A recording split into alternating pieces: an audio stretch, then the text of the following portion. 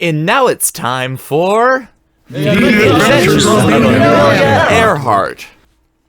When we last left Amelia Earhart, someone had just stolen a car. But don't worry, because it wasn't your car. Anyway, it was almost midnight, and Amelia Earhart was having a cup of tea. There's nothing like a cup of tea, said Amelia Earhart. Ooh, what about a cup of spiders? Asked a doctor named Brad. A spider a day keeps the liver hotter than Granddad's coffee. This is true, said Amelia Earhart. But I prefer grasshoppers. Just then, an owl named Old Adam flew in through the window. I just said goodbye to Portland, he said. But do hospital parking lots make you sleepy? Asked Amelia Earhart. I'm far too tired to fall asleep, replied the owl. Suddenly, there was a knock at the door. Who can be coming to call at this hour? Asked Amelia Earhart. I haven't the slightest idea, said your best friend's great uncle. Except I know it's not Alexander the Great, because he's getting his hair done. Amelia Earhart opened the door and saw an elf named Legoland. Good day, human, said Legoland. Could I interest you in buying some reusable plastic building blocks? Not today, said Amelia Earhart. It is not even July. It really wasn't July, and as such, a beaver named Henry came out of his house and bellowed, Good gravy, I'm not a dinosaur, but I love to do dental work. Well, good night, said Legoland the elf. Legoland was not at all disappointed that Amelia Earhart was not at all interested in buying some reusable plastic building blocks. In fact, he had another offer. Would you like some free Brussels sprouts? He asked. Absolutely, said Amelia Earhart sternly. Did I stutter? Then Legoland was very glad and went on his way singing a melody of Backstreet Boys songs. Just then, the phone rang. Amelia Earhart answered it, and it turned out to be a jolly rancher named Conrad. I plant sidewalks and grow skyscrapers. Woohoo! said Conrad. Do you want to build a snowman? He added. Not this week, laughed Amelia Earhart. It's not even Christmas time. Oh, Merry Christmas! cried Santa Claus as he flew down the chimney. He was promptly chased away like a heretic, since it wasn't December. You filthy animal! Just then, the phone rang again. Is this Earhart? asked the voice of the people. Yes, indeed, said Amelia Earhart. We know about the skeletons in your closet. The voice of the people said. Oh, man, said Kenneth, Benjamin, and Harmony, the skeletons who lived in Amelia Earhart's closet. Now where will we go to continue our tax evasion scheme? You could go to France, said Napoleon Dynamite, who was figuring out a Rubik's Cube.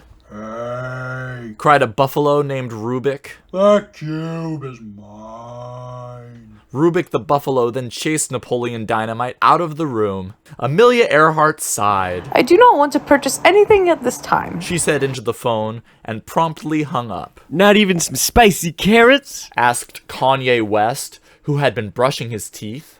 Just then, an army of rabbits arrived outside and crowded around underneath the window. Their leader was a rabbit named Larry. Give us carrots, or give us a tour of the Statue of Liberty, said Larry. And so Eleanor Roosevelt arrived and gave the rabbits a grand tour of the Statue of Liberty. Then there was a solar eclipse. It's never been this dark before, said someone who was born yesterday. Amelia Earhart took another drink from her cup of tea. How lovely, she marveled. You do realize that the blood of the earth is in that tea, don't you? said the Lorax, who spoke for the trees in the Second Age. You humans are all sick vampires. That can't be so, laughed Amelia Earhart. I ate garlic bread for lunch. Garlic bread, shrieked Dracula. But I'm allergic to gluten. It will give me stomach ulcers and I will die. Then everyone laughed.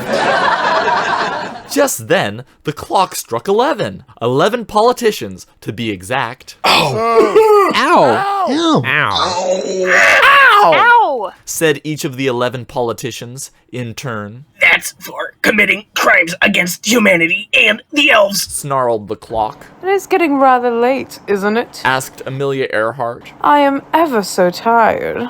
Yep, it is in fact very late. said an anteater named Blake. Time for me to begin my work. And so Blake the Anteater grabbed his lunchbox and his coat and headed out into the deep, dark night.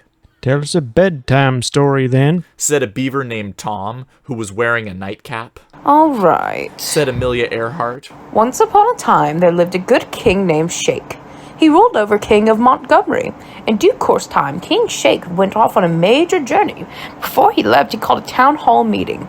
Dear citizens of my house, said King Shake, I wish to inform you all that you are intelligent. Everyone clapped their hands, and it was very exciting. But what if I don't want to be intelligent? Asked a salting cracker named Altogether. King Shake just laughed. You'll find out when you become a doctor of medicine, he said very calmly. Then the whole building began to sway violently side to side, and everyone screamed. It's the end of knowledge, said everyone. Time for lunch. I'll say so, snorted a tornado named George, who's the one responsible for the violent swaying.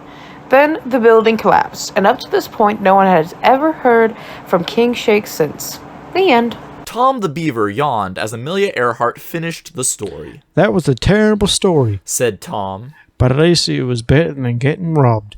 Just then, a bunch of Brussels sprouts began popping through the air vents. The time has come! Whispered a gopher named Max. Listen! It's been fun, but now I've got to go. Said old Adam as he flew away. Where did he fly to? Who can know? Find out next time on The Adventures of Amelia Earhart!